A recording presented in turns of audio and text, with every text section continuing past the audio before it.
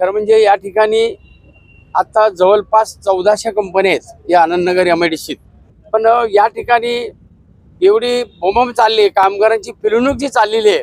आता बोराडेंनी सांगितलं आमचं का खरं म्हणजे काम हे 8 तासाचं असलं पाहिजे, 12-12 तास राबवता तो.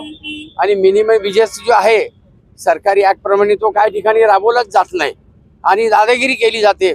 एखाद्याचं काय 2 दिवस आला नाही लगेच त्याला कामावर काढून टाकणं, म्हणजे कुठेतरी त्याला दादच मिळत नव्हती. म्हणून हे आमचे जिल्ह्याचे कामगार सेनेचे अध्यक्ष प्रमोदजी बोराडे यांनी एक चांगली कामगारांसाठी आजचा दिवस आणि हा मोर्चा म्हणा जनजागृती कामगारांची ही या ठिकाणी दिसत आहे आम्हाला.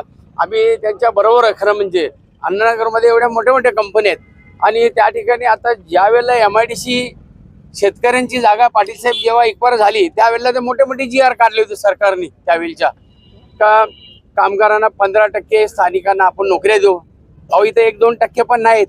सगळी आसपासचे लोक कॉन्ट्रॅक्टमध्येच काम करतात. आणि दुसरी गोष्ट त्यांनी सांगितली बोराडे आठवून का या ठिकाणी ज्यांच्या जमिनी गेल्यात त्यांना कामं मिळाली पाहिजेत, त्यांना कॉन्ट्रॅक्ट मिळाले पाहिजे. किंवा अंबरनाथ शहरातल्या आसपासचे कोणी असतील, बदलापूर असेल, उल्हासनगर असेल, अंबरनाथ मधले कॉन्ट्रॅक्टर असतील, अशा लोकांना या ठिकाणी कामं मिळाली पाहिजेत.